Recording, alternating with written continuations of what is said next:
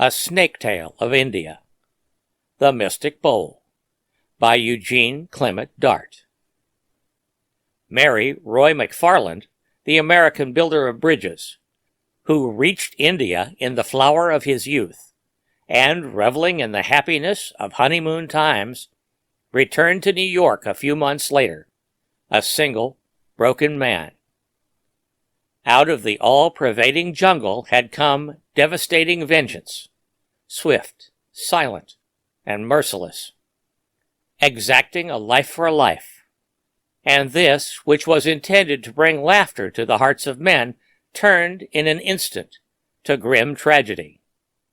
Shaken to the core, they, who had sought amusement reluctantly, left Roy alone with the ghastly remains of the girl he loved, that he might weep unashamedly, and wonder, as all wondered, at the manner of her death.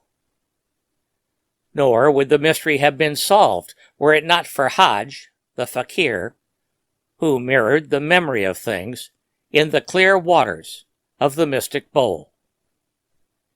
Anne McFarland had followed her young husband to San Francisco, then to Jaipur, and then to Katu on the edge of the desert. She loved India, perhaps because she worshipped her husband, and he was in India. With him beside her, she would have loved any land, but the jungle filled her with apprehension and snakes with dread, nameless and unreasoning. Young people do foolish things. Roy decided to cure her of this, which seemed senseless fear, and was perhaps instinct. From the jungle, one day, came a band of natives, beating tom-toms, singing, and triumphantly dragging the sinuous shape of a cobra they had killed. Roy bought their trophy, hiding it in the long grass near the bungalow until evening came.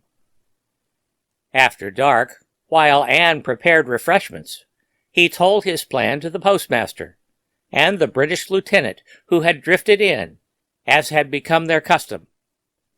The dead snake rested on the couch in the bedroom. That she might not be frightened more than was necessary, they would discuss snakes and warn Anne. Then Roy would trump up some excuse and send her into the room. She would scream, no doubt. Then they would demonstrate how harmless snakes are when they are dead, and all would laugh. The two strangers readily entered into the spirit of the jest. When Anne returned, snakes formed the topic of conversation. She frowned lightly. "Please don't," she asked. "You know how I hate snakes." "Because you do not know them," returned the postmaster. "The majority of snakes fear you as much as you fear them. Barring the deadly cobra, they will strike human beings only in self-defense." "I bet," smiled the lieutenant, "that Mrs. McFarland would be frightened if she saw a dead snake." "Why, no!" exclaimed the young wife. "Dead snakes do not bite." "Still, if you suddenly came upon a dead snake, somewhere in the house, I'm certain—" "Tush! How could a dead snake come into the house?" "Excuse me, dear," broke in McFarland. "Would you mind bringing me a clean handkerchief?" Anne walked into the bedroom. The three men looked at each other, smiling and listening expectantly. To reach the little table on which rested the lamp, she had to pass the couch. She would light the lamp, turn around, and then— But she did not light the lamp. In the dark she uttered a terrifying scream. Then she suddenly appeared at the door, a tragic, swaying figure, deathly pale, her arm extended, showing two small red punctures. "I have been bitten," she said. Before anyone could reach her side, she fainted. 2 hours later, she was dead. In the bedroom, the lifeless form of the snake still lay stretched on the couch, as Roy had arranged it. They removed the horrible thing, and in its place, gently, very gently, Roy and the lieutenant set down the remains of this living ray of sunshine that had been Anne McFarland. At the window, near the foot of the bed, the mosquito netting was flapping in the breeze. Mechanically, the postmaster pulled it back. For days, within the screened wall of the bungalow porch, Roy sat on his hammock, stupefied, oblivious of his surroundings, irresponsive to the sympathy of friends. She who had been everything to him was buried at the edge of the jungle she feared, the jungle that had brought her death. And now, nothing mattered. A hand was softly laid on Roy's shoulder. He was conscious of dark eyes peering kindly into his own. Hodge's bland, melodious voice reached his ear. "Forgive, Sahib. You must forget. Death is part of life, a change, a becoming. Because there is birth, there is death. Aye, Sahib, she still lives. Change has come and altered the face of things, but this which is cannot cease to be. Life is an eternal becoming. Sorrow, Sahib, is an extreme, an evil, a passion that must be controlled. We must follow the middle path, Sahib, and forget." "If only I knew how she died, Hodge. The snake was dead. How can a dead snake bite?" "The ways of the world are strange, Sahib. It seems incredible that a dead snake should bite, and yet, perchance, the soul of the snake, though this too seems impossible. But who knows?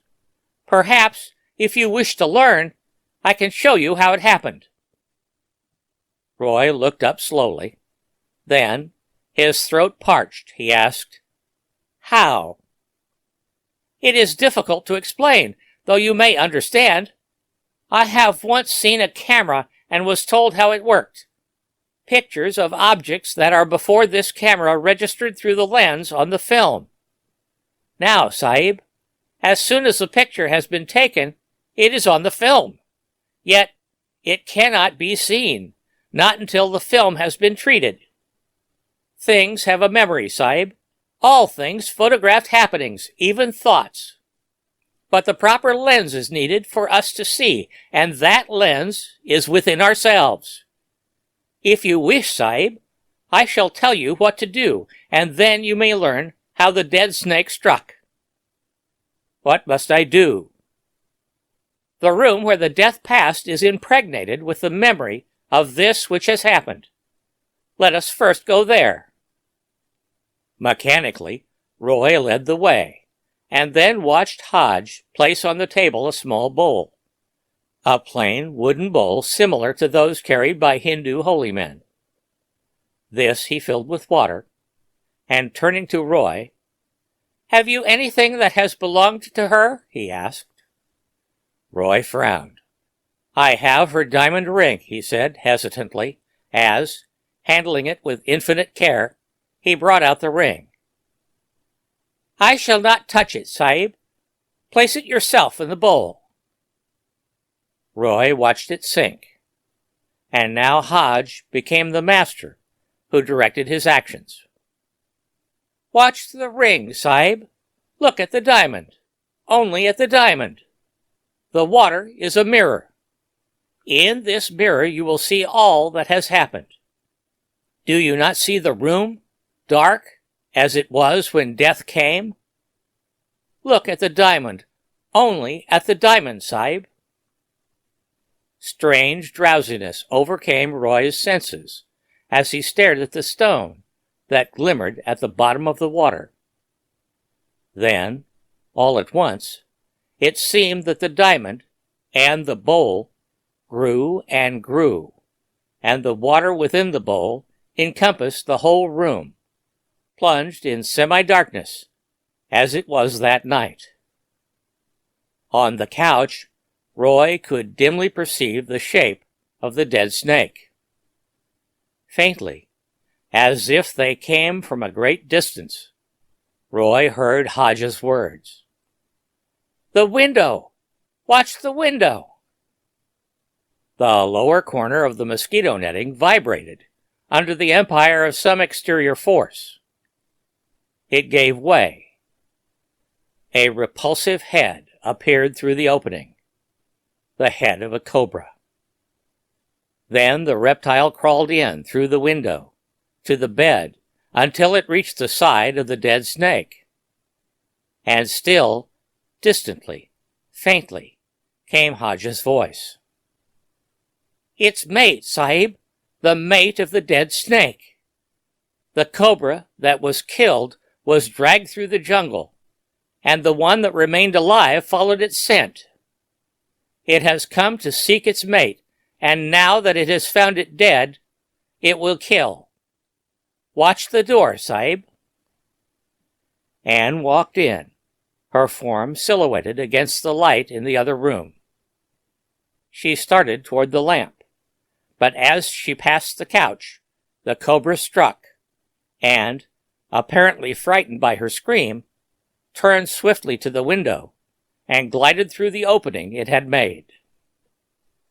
He, by H.P. Lovecraft. I saw him on a sleepless night when I was walking desperately to save my soul and my vision. My coming to New York had been a mistake, for whereas I had looked for poignant wonder and inspiration in the teeming labyrinths of ancient streets that twist endlessly from forgotten courts and squares and waterfronts to courts and squares and waterfronts equally forgotten, and in the cyclopean modern towers and pinnacles that rise blackly Babylonian under waning moons, I found instead only a sense of horror and oppression, which threatened to master, paralyze, and annihilate me. The disillusion had been gradual. Coming for the first time upon the town, I had seen it in the sunset from a bridge, majestic above its waters, its incredible peaks and pyramids rising flower-like and delicate from pools of violet mist to play with the flaming golden clouds and the first stars of evening.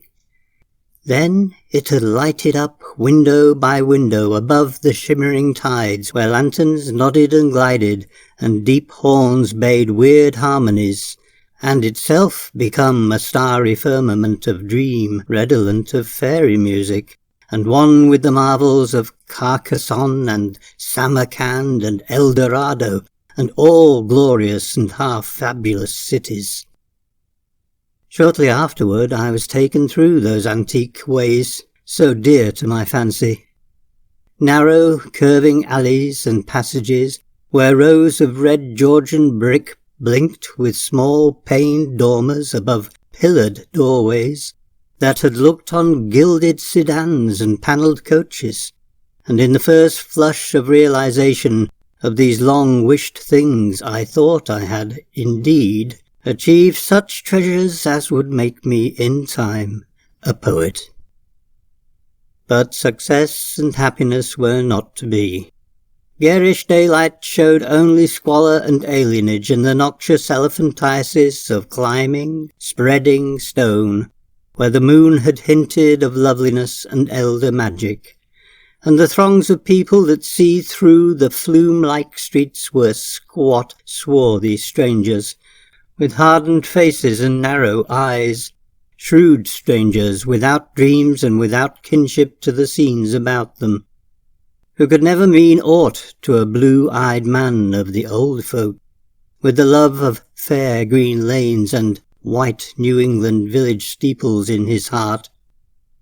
So, instead of the poems I had hoped for, there came only a shuddering blankness and ineffable loneliness, and I saw at last a fearful truth which no one had ever dared to breathe before, the unwhisperable secret of secrets, the fact that this city of stone and stridor is not a sentient perpetuation of old New York, as London is of old London and Paris of old Paris, but that it is in fact quite dead, its sprawling body imperfectly embalmed and infested with queer animate things which have nothing to do with it as it was in life.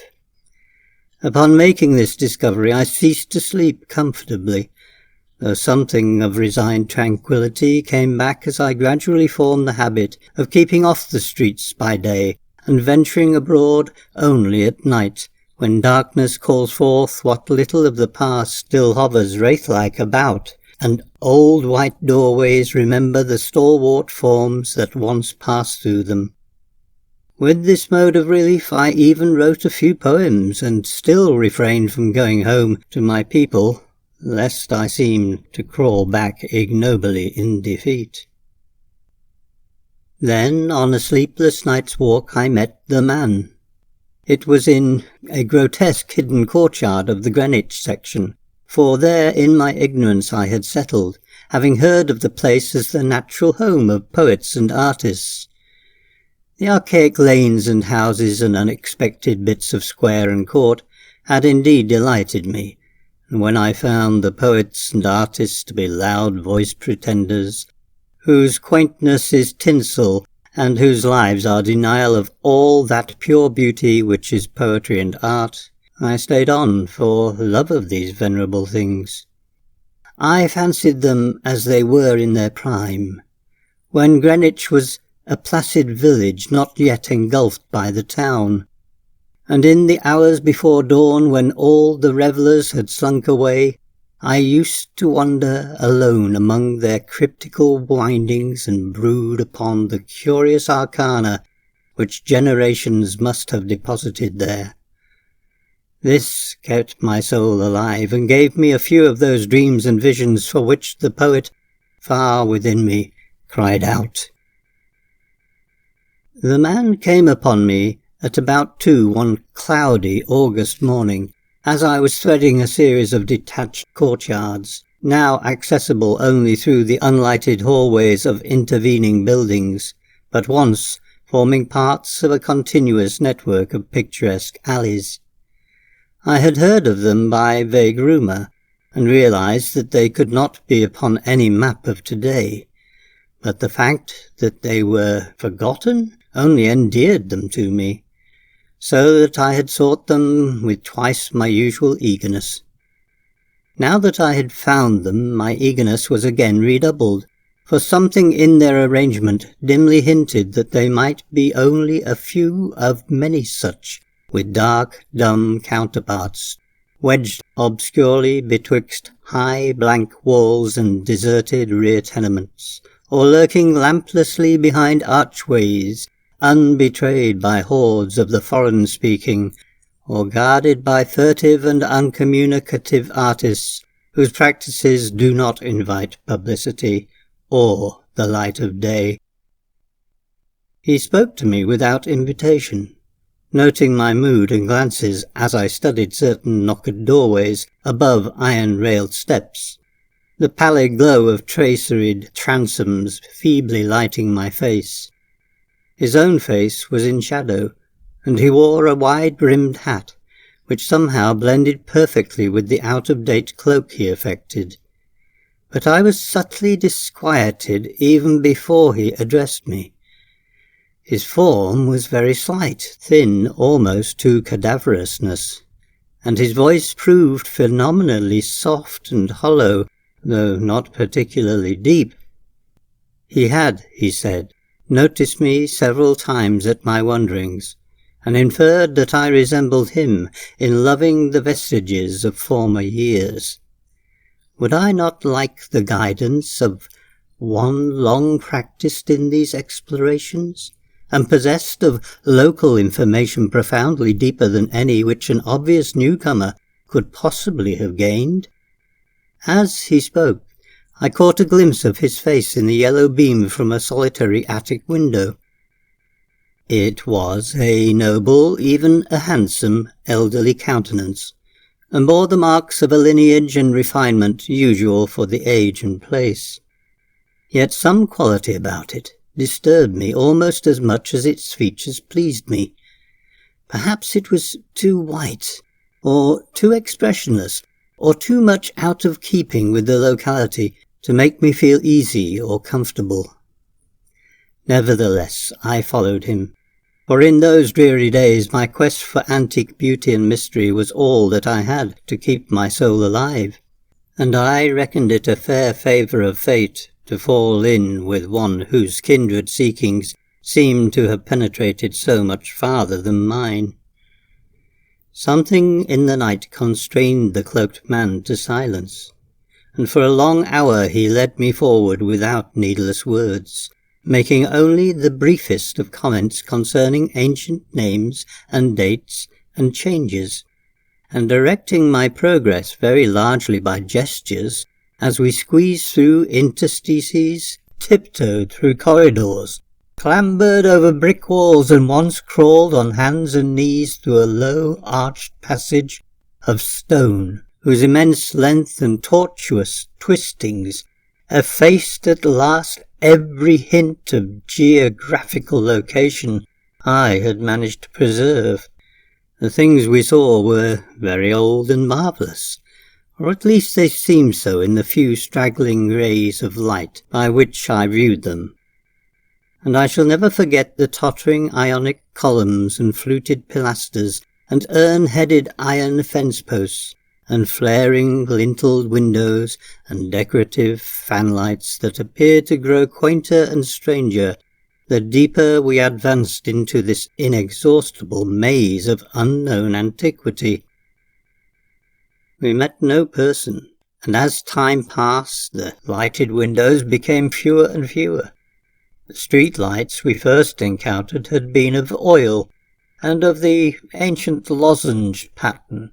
Later I noticed some with candles, and at last, after traversing a horrible unlighted court where my guide had to lead with his gloved hand through total blackness to a narrow wooden gate in a high wall, we came upon a fragment of alley lit only by lanterns in front of every seventh house. Unbelievably colonial tin lanterns, with conical tops and holes punched in the sides. This alley led steeply uphill, more steeply than I thought possible in this part of New York, and the upper end was blocked squarely by the ivy-clad wall of a private estate, beyond which I could see a pale cupola and the tops of trees waving against the vague lightness in the sky. In this wall was a small, low-arched gate of nail-studded black oak, which the man proceeded to unlock with a ponderous key. Leading me within, he steered a course into utter blackness over what seemed to be a gravel path, and finally up a flight of stone steps to the door of the house, which he unlocked and opened for me.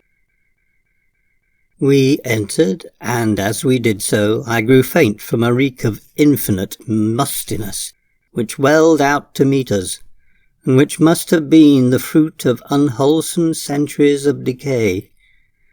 My host appeared not to notice this, and in courtesy I kept silent as he piloted me up a curving stairway across a hall, and into a room whose door I heard him lock behind us.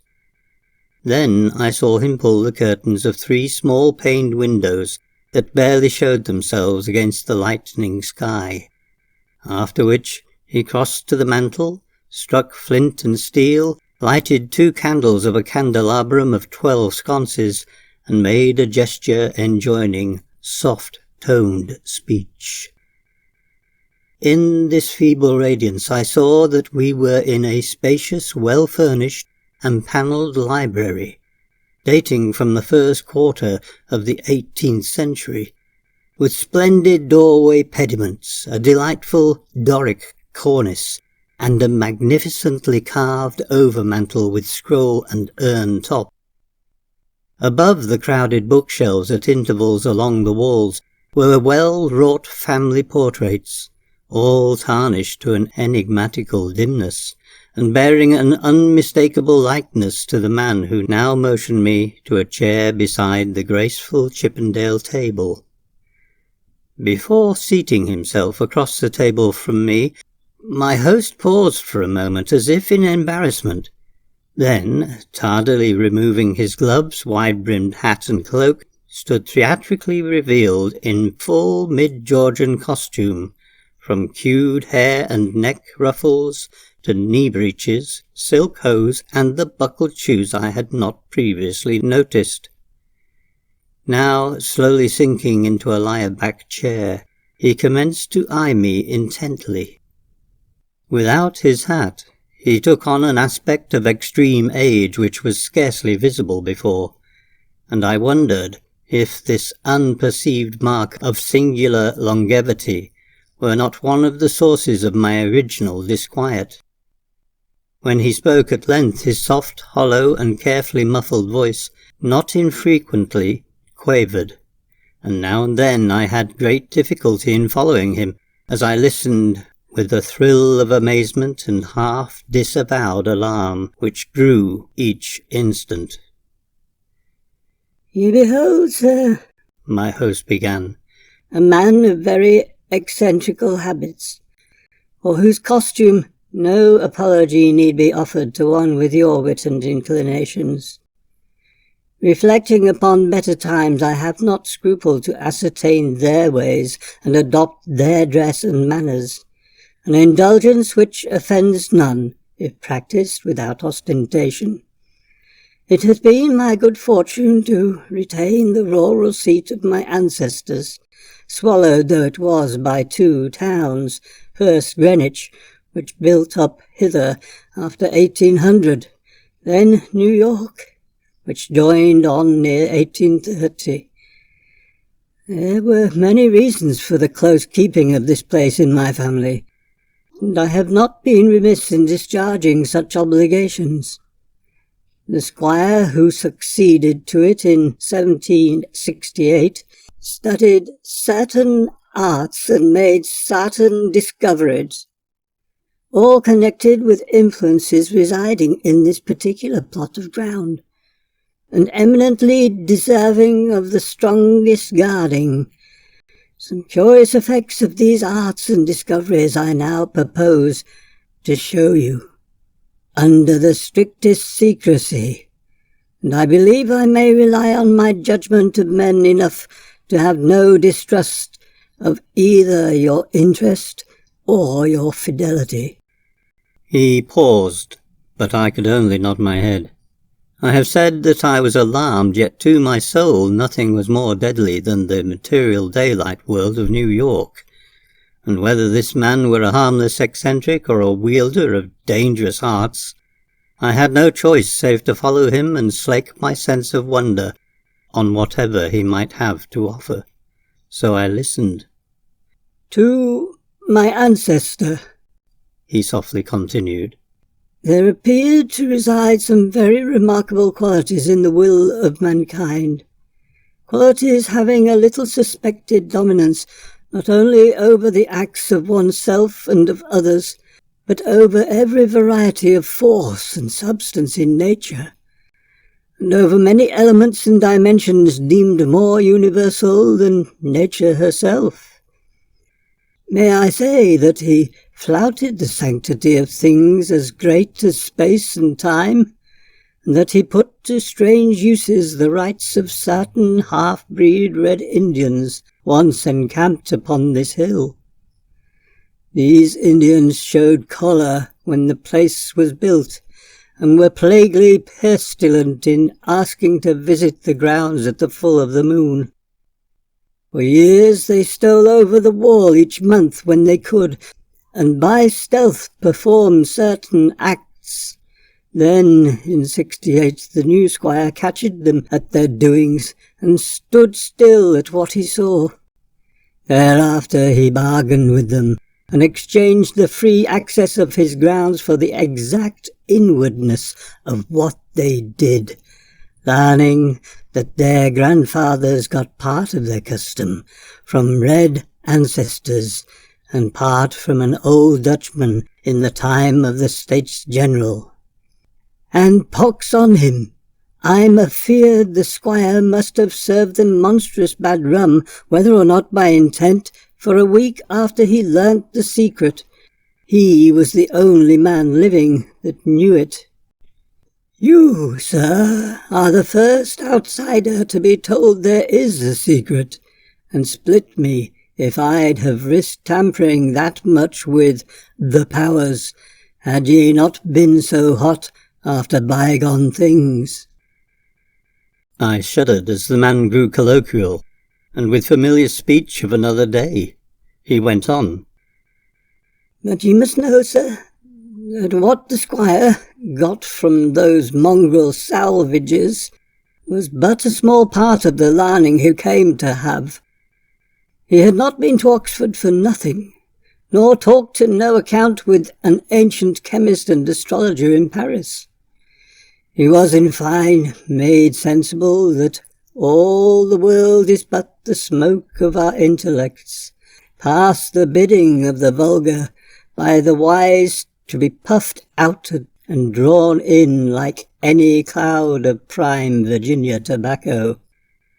What we want we may make about us, and what we don't want we may sweep away. I won't say that all this is wholly true in body, but 'tis sufficient true to furnish a very pretty spectacle now and then. You, I conceive, would be tickled by a better sight of certain other years than your fancy affords you. So be pleased to hold back any fright at what I design to show.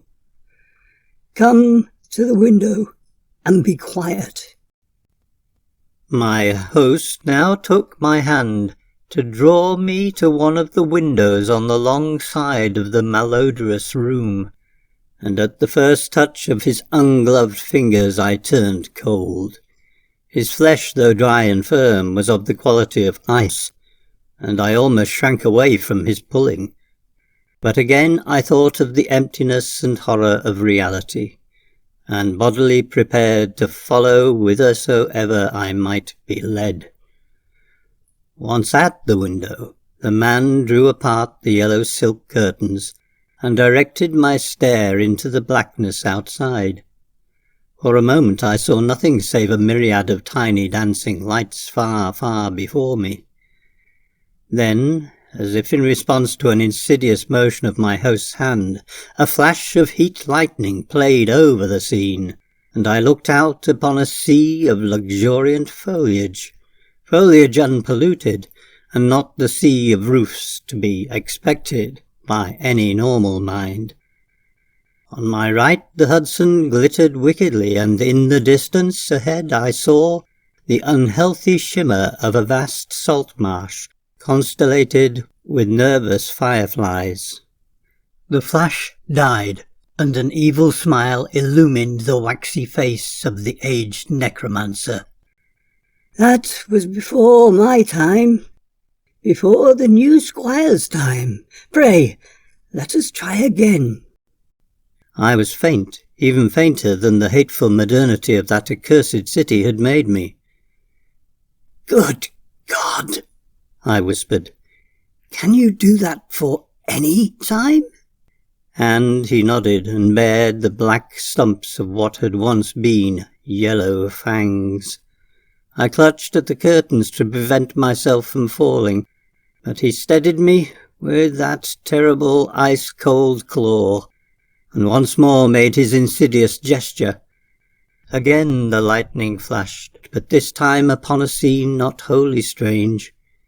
It was Greenwich, the Greenwich that used to be, with here and there a roof or row of houses as we see it now, yet with lovely green lanes and fields and bits of grassy common.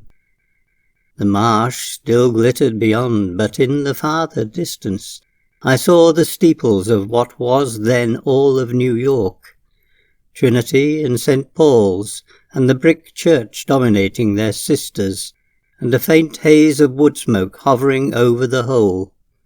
I breathed hard, but not so much from the sight itself, as from the possibilities my imagination terribly conjured up. Dare you go far? I spoke with awe, and I think he shared it for a second, but the evil grin returned.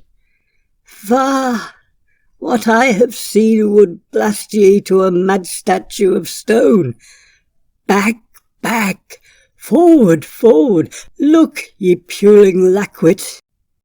And as he snarled the phrase under his breath, he gestured anew, bringing the sky to a flash more blinding than either which had come before.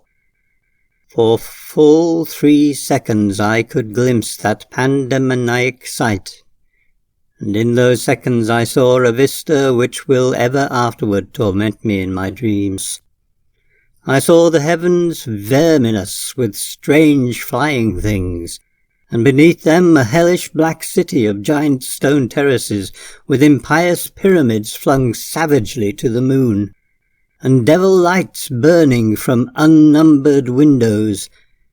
And swarming loathsomely on aerial galleries I saw the yellow squint-eyed people of that city, robed horribly in orange and red, and dancing insanely to the pounding of fevered kettle-drums, the clatter of obscene crotala, and the maniacal moaning of muted horns, whose ceaseless dirges rose and fell undulantly like the waves of an unhallowed ocean of bitumen.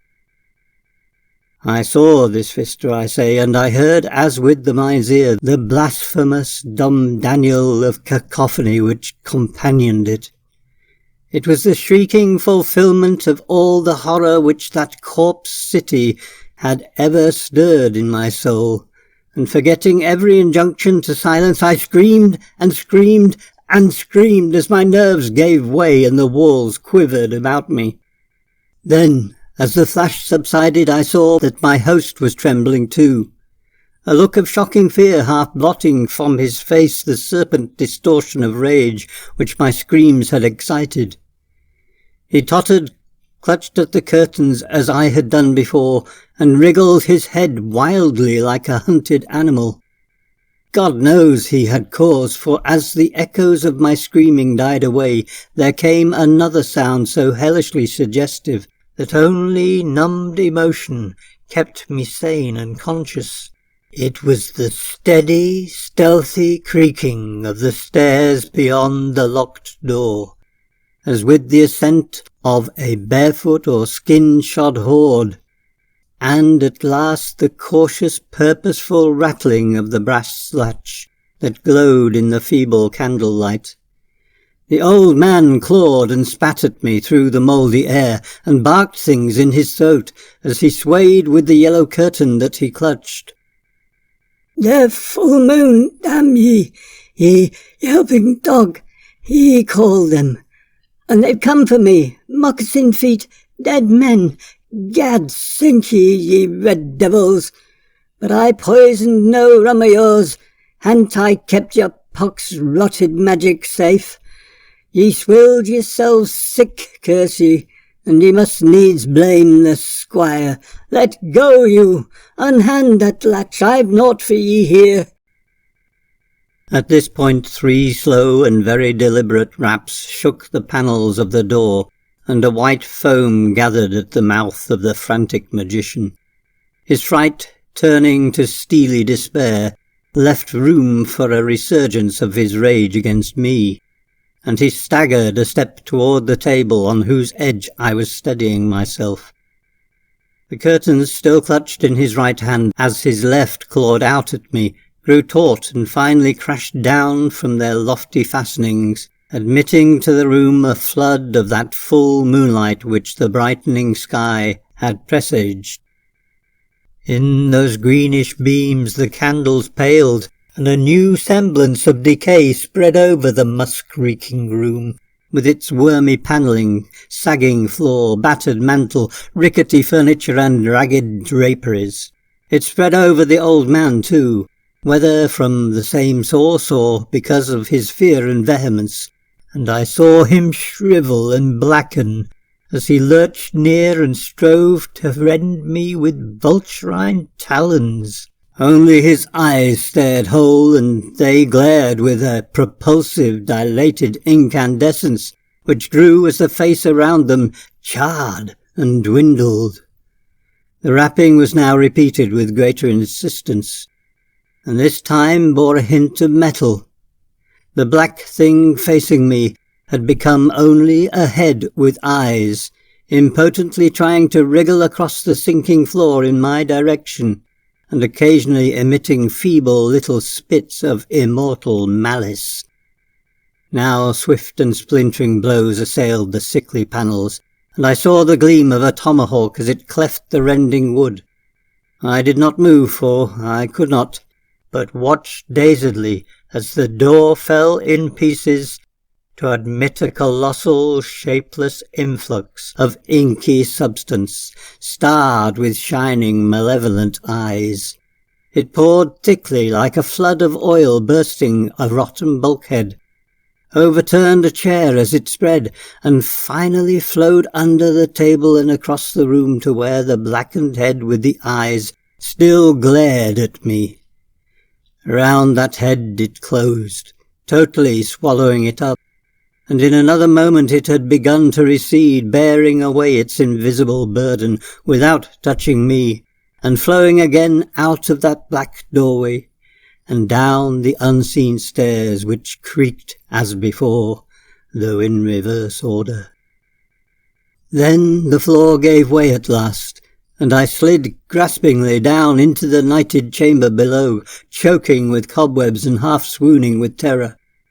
The green moon shining through broken windows showed me the hall door half open, and as I rose from the plaster-strewn floor and twisted myself free from the sagged ceilings, I saw sweep past it an awful torrent of blackness, with scores of baleful eyes glowing in it. It was seeking the door to the cellar, and when it found it, it vanished therein. I now felt the floor of this lower room giving, as that of the upper chamber had done, and once a crashing above had been followed by the fall past the west window of something which must have been the cupola. Now liberated for the instant from the wreckage, I rushed through the hall to the front door, and finding myself unable to open it, seized a chair and broke a window, climbing frenziedly out upon the unkempt lawn, where moonlight danced over yard-high grass and weeds. The wall was high and the gates were locked, but moving a pile of boxes in a corner, I managed to gain the top and cling to the great stone urn set there. About me in my exhaustion, I could see only strange walls and windows and old gambrel roofs. The steep street of my approach was nowhere visible, and the little I did see succumbed rapidly to a mist that rolled in from the river, despite the glaring moonlight. Suddenly the urn to which I clung began to tremble, as if sharing my own lethal dizziness, and in another instant my body was plunging downward to I knew not what fate. The man who found me said that I must have crawled a long way despite my broken bones, for a trail of blood stretched off as far as he dared look. The gathering rain soon effaced this link with the scene of my ordeal, and reports could state no more than that I had appeared from a place unknown at the entrance of a little black court off Perry Street. I never sought to return to those tenebrous labyrinths, nor would I direct any sane man thither if I could. Of who or what that ancient creature was, I have no idea, but I repeat that the city is dead and full of unsuspected horrors. Whither he has gone, I do not know, but I have gone home to the pure New England lanes, up which fragrant sea winds sweep at evening. Jerry Jarvis's Wig by Richard Harris Barham.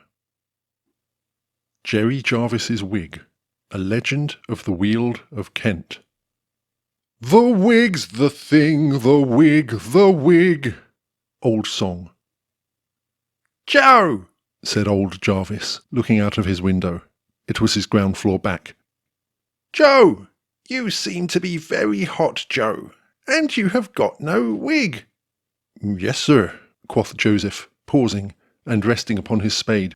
It's as hot a day as ever I see, but the celery must be got in, or there'll be no autumn crop, and— Well, but Joe, the sun's so hot, and it shines so on your bald head, it makes one wink to look at it.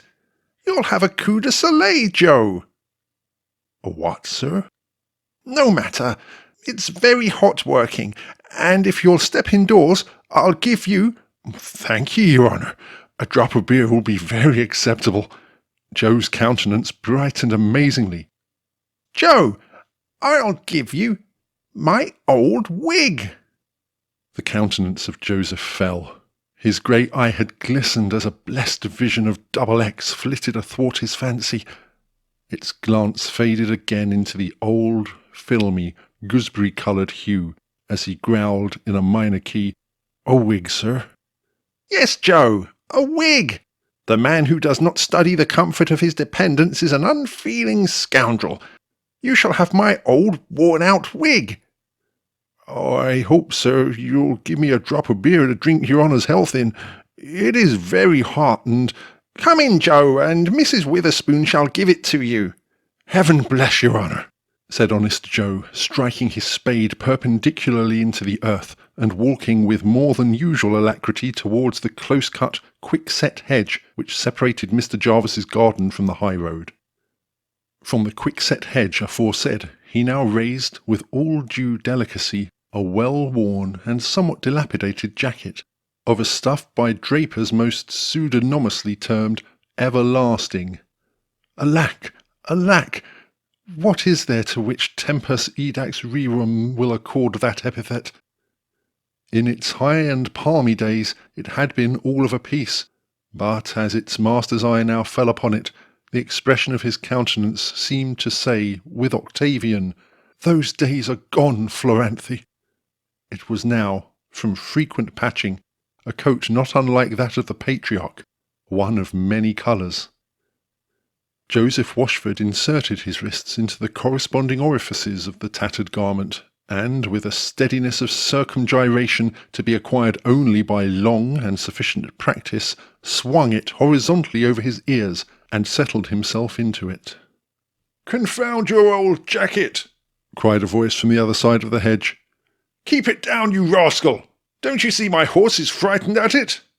"Sensible beast," apostrophised Joseph. "I've been frightened at it myself every day for the last 2 years." The gardener cast a rueful glance at its sleeve, and pursued his way to the door of the back kitchen. "Joe," said Mrs. Witherspoon, a fat, comely dame of about 45, "Joe, your master is but too good to you. He is always kind and considerate. Joe, he has desired me to give you his old wig." "And the beer, Ma'am Witherspoon?" said Washford, taking the proffered caxon, and looking at it with an expression somewhat short of rapture. "And the beer, ma'am?" "The beer, you guzzling wretch? What beer? Master said nothing about no beer. You ungrateful fellow! Has he not given you a wig?" "Why, yes, Madam Witherspoon, but then, you see, his honour said it was very hot, and I'm very dry, and—" "Go to the pump, sot!" said Mrs. Witherspoon as she slammed the back door in the face of the petitioner. Mrs. Witherspoon was of the Lady Huntingdon persuasion, and honorary assistant secretary to the Appledore branch of the Ladies' Grand Junction Water-Working Temperance Society. Joe remained for a few moments lost in mental abstraction. He looked at the door. He looked at the wig. His first thought was to throw it into the pigsty. His corruption rose, but he resisted the impulse. He got the better of Satan. The half-formed imprecation died before it reached his lips. He looked disdainfully at the wig. It had once been a comely jacy enough, of the colour of overbaked gingerbread, one of the description commonly known during the latter half of the last century by the name of a Brown George. The species, it is to be feared, is now extinct, but a very few of the same description might, till very lately, be occasionally seen, rari nantes ingurgite vasto, the glorious relics of a bygone day, crowning the cerebellum of some venerated and venerable provost or judge of assize. But Mr. Jarvis's wig had one peculiarity. Unlike most of its fellows, it had a tail. Cribbed and confined, indeed, by a shabby piece of faded shalloon. Washford looked at it again. He shook his bald head. The wig had certainly seen its best days. Still, it had about it something of an air of faded gentility. It was like ancient Rome, majestic in decay, and as the small ale was not to be forthcoming, why, after all, an old wig was better than nothing.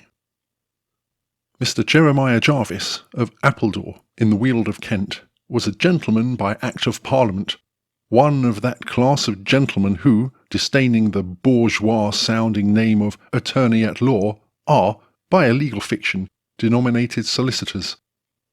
I say by a legal fiction, for surely the general tenor of the intimation received by such as enjoy the advantage of their correspondence has little in common with the idea usually attached to the term solicitation. If you don't pay my bill and costs, I'll send you to jail, is a very energetic entreaty.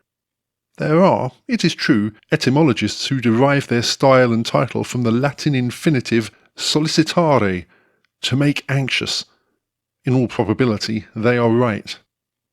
If this be the true etymology of his title, as it was the main end of his calling, then was Jeremiah Jarvis a worthy exemplar of the genus to which he belonged.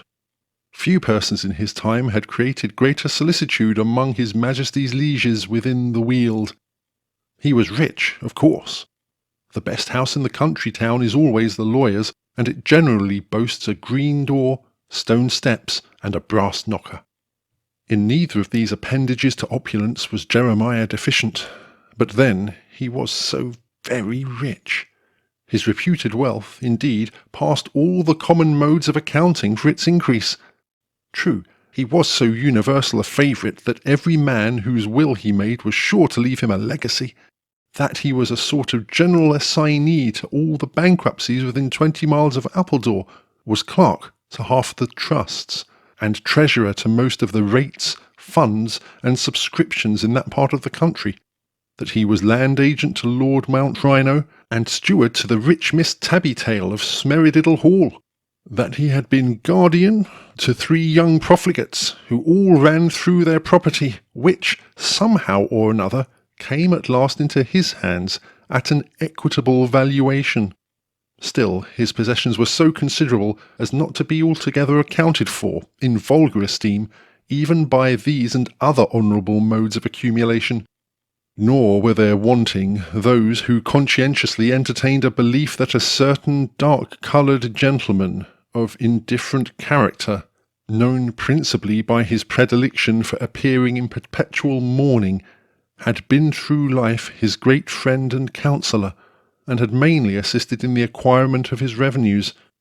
That old Jerry Jarvis had sold himself to the devil was, indeed, a dogma which it were heresy to doubt in Appledore. On this head, at least, there were few schismatics in the parish. When the worthy solicitor next looked out of his ground-floor back, he smiled with much complacency at beholding Joe Washford again hard at work, in his wig, the little tail aforesaid oscillating like a pendulum in the breeze. If it be asked what could induce a gentleman whose leading principle seems to have been self-appropriation to make so magnificent a present, the answer is that Mr. Jarvis might, perhaps, have thought an occasional act of benevolence necessary or politic. He is not the only person who, having stolen a quantity of leather, has given away a pair of shoes, pour l'amour de Dieu. Perhaps he had other motives. Joe, meanwhile, worked away at the celery bed, but, truth obliges us to say, neither with the same degree of vigour or perseverance as had marked the earlier efforts of the morning. His pauses were more frequent. He rested longer on the handle of his spade, while ever and anon his eye would wander from the trench beneath him to an object not unworthy the contemplation of a natural philosopher. This was an apple tree. Fairer fruit never tempted Eve, or any of her daughters. The bending branches groaned beneath their luxuriant freight, and, drooping to earth, seemed to ask the protecting aid of man either to support or to relieve them. The fine, rich glow of their sun-streaked clusters derived additional loveliness from the level beams of the descending day-star. An anchorite's mouth had watered at the pippins. On the precise graft of the espalier of Eden, Sanconiathon, Manetho, and Berosus are undecided. The best informed Talmudists, however, have, if we are to believe Dr. Pinner's German version, pronounced it a ribstone pippin, and a ribstone pippin tree it was that now attracted the optics and discomposed the inner man of the thirsty, patient, but perspiring gardener. The heat was still oppressive. No beer had moistened his lip, though its very name, uttered as it was in the ungracious tones of a witherspoon, had left behind a longing as intense as fruitless. His thirst seemed supernatural, when at this moment his left ear experienced a slight and tickling sensation, such as we are assured is occasionally produced by an infinitesimal dose in homeopathy. A still, small voice. It was as though a daddy longlegs were whispering in his tympanum. A small voice seemed to say, "Joe, take an apple, Joe." Honest Joseph started at the suggestion. The rich crimson of his jolly nose deepened to a purple tint in the beams of the setting sun. His very forehead was incarnadine. He raised his hand to scratch his ear. The little tortuous tail had worked its way into it. He pulled it out by the bit of shalloon and allayed the itching, then cast his eye wistfully towards the mansion where his master was sitting by the open window. Joe pursed up his parched lips into an arid whistle, and with a desperate energy struck his spade once more into the celery bed. Alack! Alack! What a piece of work is man! How short his triumphs! How frail his resolutions! From this fine and very original moral reflection, we turn, reluctantly, to record the sequel. The celery bed, alluded to as the main scene of Mr. Washford's operations, was drawn in a rectilinear direction, nearly across the whole breadth of the parallelogram that comprised the kitchen garden. Its northern extremity abutted to the hedge before mentioned. Its southern one, woe is me that it should have been so, was in fearful vicinity to the ribstone pippin tree. One branch, low bowed to earth, seemed ready to discharge its precious burden into the very trench. As Joseph stooped to insert the last plant with his dibble, an apple of more than ordinary beauty bobbed against his knuckles. "He's taking snuff, Joe," whispered the same small voice. The tail had twisted itself into its old position. "He is sneezing! Now, Joe, now!" And, ere the agitated horticulturalist could recover from his surprise and alarm, the fruit was severed, and in his hand. "Heh!" shrilly laughed, or seemed to laugh, that accursed little pigtail. Washford stared at once to the perpendicular. With an enfrenzied grasp, he tore the J.C. from his head, and, with that in one hand, and his ill-acquired spoil in the other, he rushed distractedly from the garden. All that night was the humble couch of the once happy gardener haunted with the most fearful visions. He was stealing apples. He was robbing hen roosts. He was altering the chalks upon the milk score. He had purloined 3 chemises from a hedge, and he awoke in the very act of cutting the throat of one of Squire Hodge's sheep. A clammy dew stood upon his temples. The cold perspiration burst from every pore. He sprang in terror from the bed. "Why, Joe, what ails thee, man?" cried the usually incurious Mrs. Washford. "What be the matter with thee?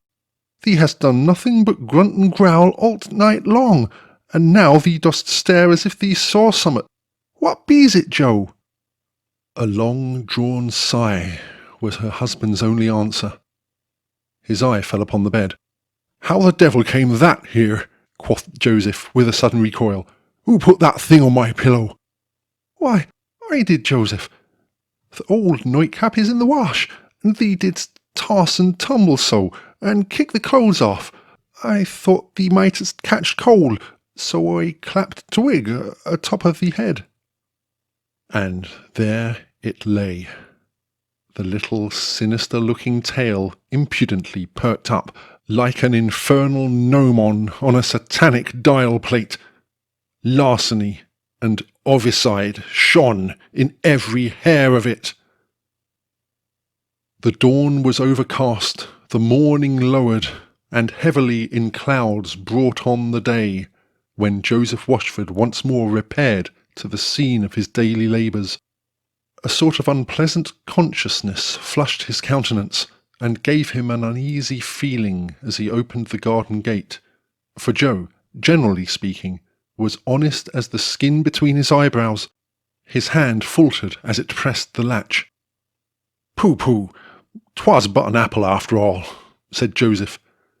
He pushed open the wicket and found himself beneath the tempting tree. But vain now were all its fascinations. Like fairy gold seen by the morning light, its charms had faded into very nothingness. Worlds, to say nothing of apples, which in shape resembled them, would not have brought him to stretch forth an unhallowed hand again. He went steadily to his work. The day continued cloudy. Huge drops of rain fell at intervals, stamping his bald pate with spots as big as halfpence, but Joseph worked on. As the day advanced, showers fell, thick and frequent. The fresh-turned earth itself was fragrant as a bouquet. Joseph worked on, and when at last Jupiter Pluvius descended in all his majesty, soaking the ground into the consistency of a dingy pudding, he put on his party-coloured jacket and strode towards his humble home, rejoicing in his renewed integrity. 'Twas but an apple after all. Had it been an apple pie, indeed? An apple pie. The thought was a dangerous one, too dangerous to dwell on. But Joseph's better genius was at this time lord of the ascendant. He dismissed it and passed on. On arriving at his cottage, an air of bustle and confusion prevailed within, much at variance with the peaceful serenity usually observable in its economy. Mrs. Washford was in high dudgeon. Her heels clattered on the red-tiled floor, and she whisked about the house like a parched pea upon a drumhead. Her voice, generally small and low, an excellent thing in woman, was pitched at least an octave above its ordinary level. She was talking fast and furious. Something had evidently gone wrong. The mystery was soon explained. The cussed old toad of a cat had got into the dairy and licked off the cream from the only pan their single cow had filled that morning, and there she now lay, purring as in scorn. Tib, heretofore the meekest of mousers, the honestest, the least scaddle of the feline race, a cat that one would have sworn might have been trusted with untold fish. Yes, there was no denying it. Proofs were too strong against her. Yet there she lay, hardened in her iniquity, coolly licking her whiskers and reposing quietly upon, what? Jerry Jarvis's old wig! The patience of a stoic must have yielded. It had been too much for the temperament of the man of Uz. Joseph Washford lifted his hand, that hand which had never yet been raised on Tibby, save to fondle and caress. It now descended on her devoted head in one tremendous douse. Never was a cat so astonished, so enraged. All the tiger portion of her nature rose in her soul. Instead of galloping off, hissing and sputtering, with arched back and tail erected, as any ordinary grimalkin would unquestionably have done under similar circumstances, she paused a moment, drew back on her haunches. All her energy seemed concentrated for one prodigious spring. A demoniac fire gleamed in her green and yellow eyeballs as, bounding upward, she fixed her talons firmly in each of her assailant's cheeks. Many and many a day after were sadly visible the marks of those envenomed claws. Then, dashing over his shoulder with an unearthly mew, she leapt through the open casement and, was seen no more. "The devil's in the cat!" was the apostrophe of Mrs. Margaret Washford. Her husband said nothing, but thrust the old wig into his pocket and went to bathe his scratches at the pump. Day after day, night after night, 'twas all the same. Joseph Washford's life became a burden to him. His natural, upright and honest mind struggled hard against the frailty of human nature. He was ever restless and uneasy. His frank, open, manly look, that blenched not from the gaze of the spectator, was no more. A sly and sinister expression had usurped the place of it. Mr. Jeremiah Jarvis had little of what the world calls taste, still less of science. Ackerman would have called him a snob, and Buckland a nincompoop. Of the Horticultural Society, its fates, its fruits, and its fiddlings, he knew nothing. Little reeked he of flowers, save cauliflowers. In these, indeed, he was a connoisseur. To their cultivation and cookery, the respective talents of Joe and Madam Witherspoon had long been dedicated. But as for a bouquet, Hardham's 37 was the only one fit for a gentleman's nose.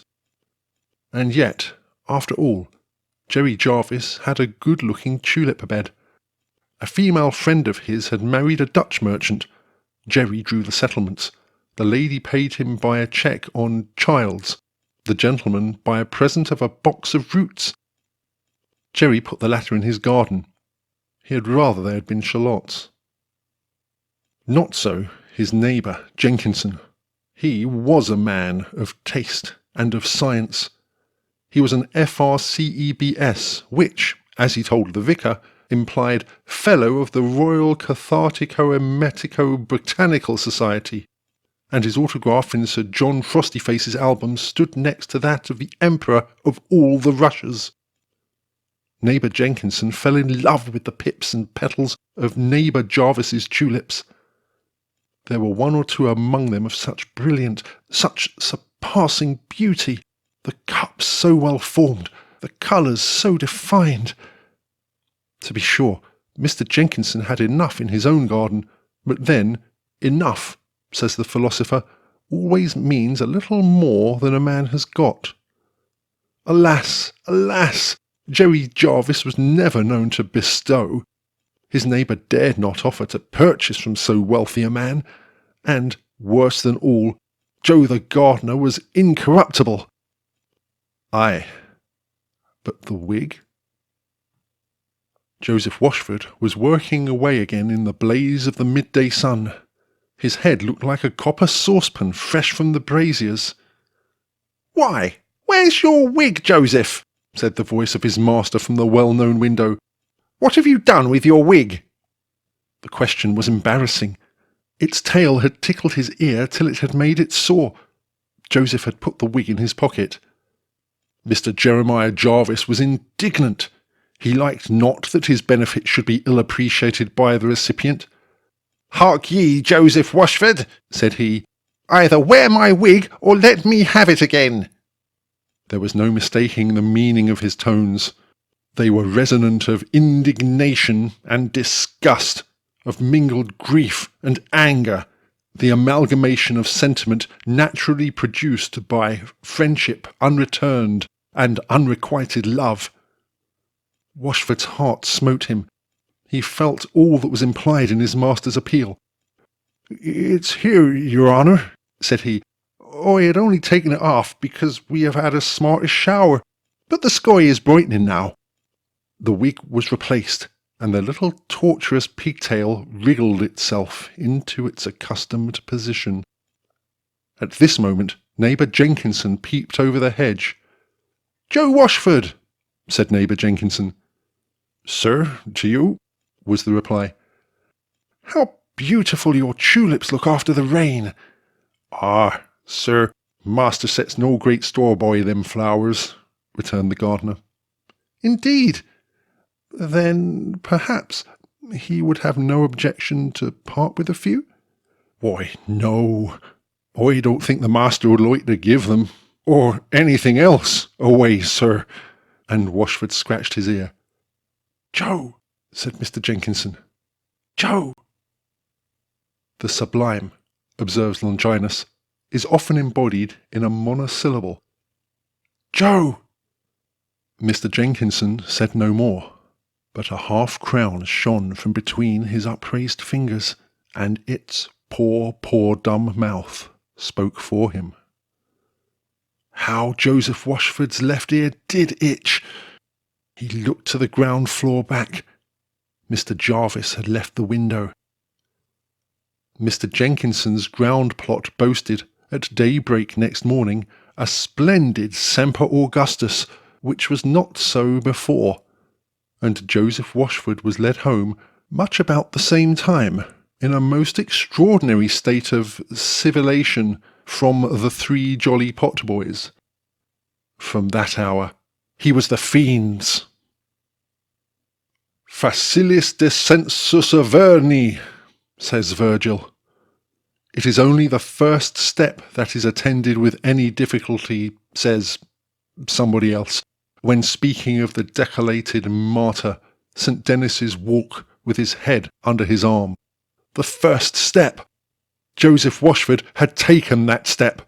He had taken 2, 3, 4 steps, and now, from a hesitating, creeping, cat-like mode of progression, he had got into a firmer tread, an amble, a positive trot.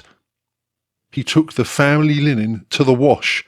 One of Madam Witherspoon's best Holland chemises was never seen after.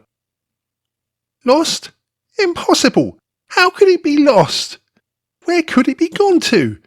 Who could have got it? It was her best, her very best. She should know it among 100, among 1,000. It was marked with a great W in the corner. Lost? Impossible! She would see." Alas, she never did see. The chemise, habit, erupit, evasit. It was, like the lost Pleiad, seen on earth no more. But Joseph Washford's Sunday shirt was seen, finer and fairer than ever, the pride and dulce decus of the meeting. The meeting? Aye, the meeting. Joe Washford never missed the Appledore Independent Meeting House, whether the service were in the morning or afternoon, whether the Reverend Mr. Sleandry exhorted or made way for the Reverend Mr. Tearbrain.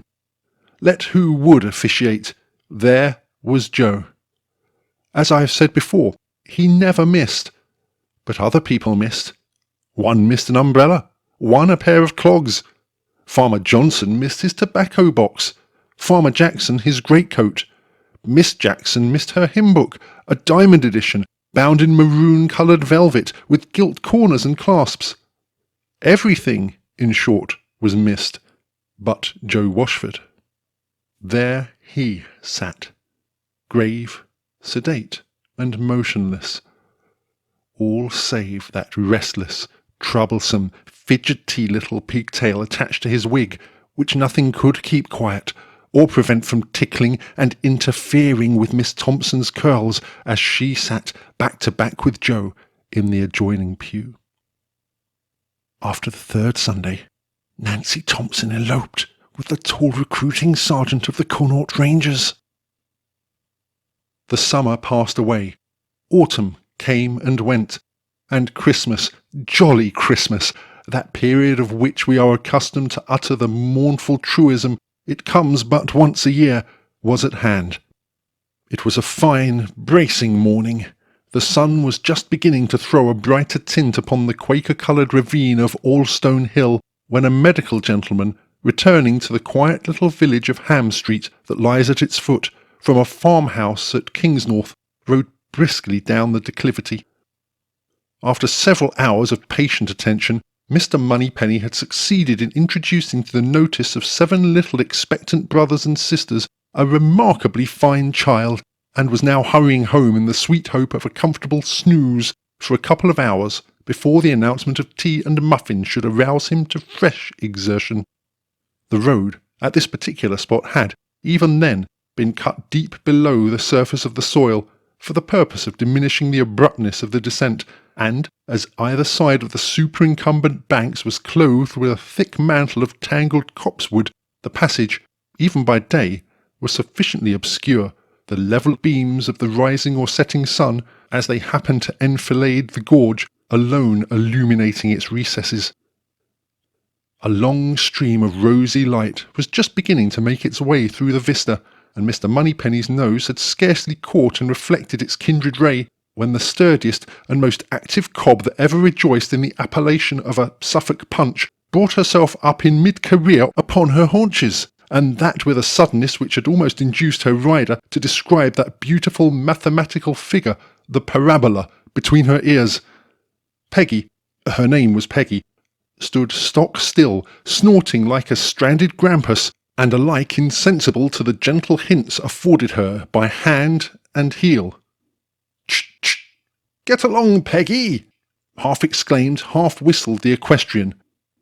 If ever steed said in its heart, "I'll be shot if I do," it was Peggy at that moment.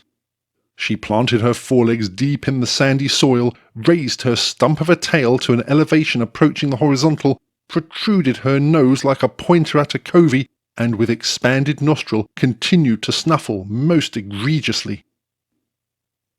Mr. Geoffrey Gambardo, the illustrious Master of the Horse to the Doge of Venice, tells us, in his far-famed treatise on the art equestrian, that the most embarrassing position in which a rider can be placed is when he wishes to go one way and his horse is determined to go another. There is, to be sure, a tertium quid, which, though it splits the difference, scarcely obviates the inconvenience. This is when the parties compromise the matter by not going any way at all. To this compromise Peggy and her soi-disant master were now reduced. They had fairly joined issue. "Budge!" quoth the doctor. "Budge not!" quoth the fiend, for nothing short of a fiend could, of a surety, inspire Peggy at such a time with such unwonted obstinacy. Moneypenny whipped and spurred. Peggy plunged and reared and kicked, and for several minutes to a superficial observer the termination of the contest might have appeared uncertain. But your profound thinker sees at a glance that, however the scales may appear to vibrate, when the question between the sexes is one of perseverance, it is quite a lost cause for the masculine gender. Peggy beat the doctor all to sticks, and when he was fairly tired of goading and thumping, maintained her position as firmly as ever. It is of no great use, and not particularly agreeable, to sit still on a cold frosty morning in January upon the outside of a brute that will neither go forwards nor backwards, so Mr. Moneypenny got off, and muttering curses both loud and deep between his chattering teeth, progressed, as near as the utmost extremity of the extended bridle would allow him, to peep among the weeds and brushwood that flanked the road, in order to discover, if possible, what it was that so exclusively attracted the instinctive attention of his Bucephalus. His curiosity was not long at fault. The sunbeam glanced partially upon some object ruddier even than itself. It was a scarlet waistcoat, the wearer of which, overcome perchance by Christmas compotation, seemed to have selected for his thrice-driven bed of down the thickest clump of the tallest and most imposing nettles, thereon to doze away the narcotic effects of superabundant juniper. This, at least, was Mr. Moneypenny's belief, or he would scarcely have uttered, at the highest pitch of his contralto, "What are you doing there, you drunken rascal? Frightening my horse!" We have already hinted, if not absolutely asserted, that Peggy was a mare, but this was no time for verbal criticism. "Get up, I say! Get up and go home, you scoundrel!" But the scoundrel and drunken rascal answered not. He moved not, nor could the prolonged shouting of the appellant, aided by significant explosions from a double-thonged whip, succeed in eliciting a reply. No motion indicated that the recumbent figure, whose outline alone was visible, was a living and breathing man. The clear, shrill tones of a ploughboy's whistle sounded at this moment from the bottom of the hill, where the broad and green expanse of Romney Marsh stretches away from its foot for many a mile, and now gleamed through the mists of morning, dotted and enamelled with its 1,000 flocks. In a few minutes his tiny figure was seen slouching up the ascent, casting a most disproportionate and ogre-like shadow before him. "Come here, Jack," quoth the doctor. "Come here, boy, lay hold of this bridle, and mind that my horse does not run away." Peggy threw up her head and snorted disdain of the insinuation. She had not the slightest intention of doing any such thing. Mr. Moneypenny, meanwhile, disencumbered of his restive nag, proceeded by manual application to arouse the sleeper. Alas! The 7 of Ephesus might sooner have been awakened from their century of somnolency. His was that dreamless sleep that knows no waking. His cares in this world were over. Vainly did Moneypenny practise his own constant precept, to be well shaken. There lay before him the lifeless body of a murdered man. The corpse lay stretched upon its back, partially concealed, as we have before said, by the nettles which had sprung up among the stumps of the half-grubbed underwood. The throat was fearfully lacerated, and the dark, deep, arterial dye of the coagulated blood showed that the carotid had been severed. There was little to denote the existence of any struggle, but as the day brightened, the sandy soil of the road exhibited an impression as of a body that had fallen on its plastic surface and had been dragged to its present position, while fresh horseshoe prints seemed to intimate that either the assassin or his victim had been mounted. The pockets of the deceased were turned out and empty. A hat and heavy-loaded whip lay at no great distance from the body. "But what have we here?" quoth Dr. Moneypenny. "What is it that the poor fellow holds so tightly in his hand?" That hand had manifestly clutched some article with all the spasmodic energy of a dying grasp. It was an old wig! Those who are fortunate enough to have seen a Cinque Port courthouse may possibly divine what that useful and most necessary edifice was some 80 years ago. Many of them seem to have undergone little alteration, and are in general of a composite order of architecture, a fanciful arrangement of brick and timber, with what Johnson would have styled interstices reticulated and decussated between intersections of lath and plaster. Its less euphonious designation in the Weald is a noggin.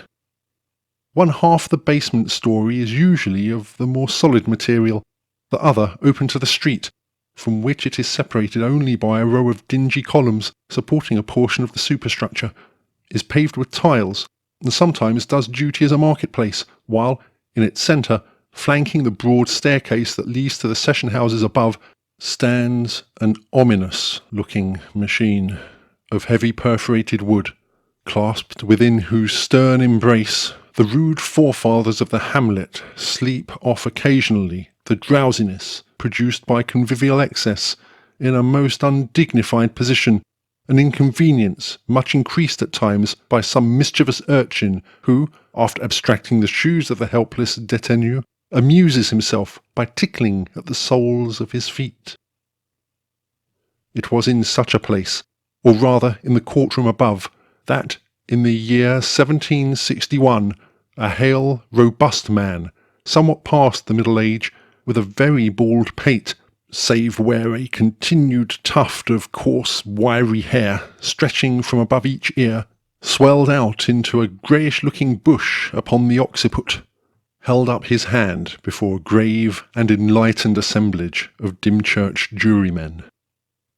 He stood arraigned for that offence most heinous in the sight of God and man, the deliberate and cold-blooded butchery of an unoffending, unprepared fellow creature, homicidium quod nullo vidente, nullo auscultante, clam perpetratur.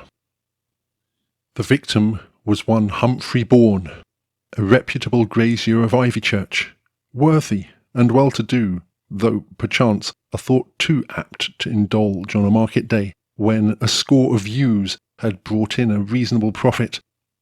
Some such cause had detained him longer than usual at an Ashford cattle show. He had left the town late and alone. Early in the following morning his horse was found standing at his own stable door, the saddle turned round beneath its belly, and much about the time that the corpse of its unfortunate master was discovered some 4 miles off by our friend the pharmacopolist. That poor Bourne had been robbed and murdered, there could be no question. Who, then, was the perpetrator of this atrocious deed? The unwilling hand almost refuses to trace the name of Joseph Washford. Yet, so it was.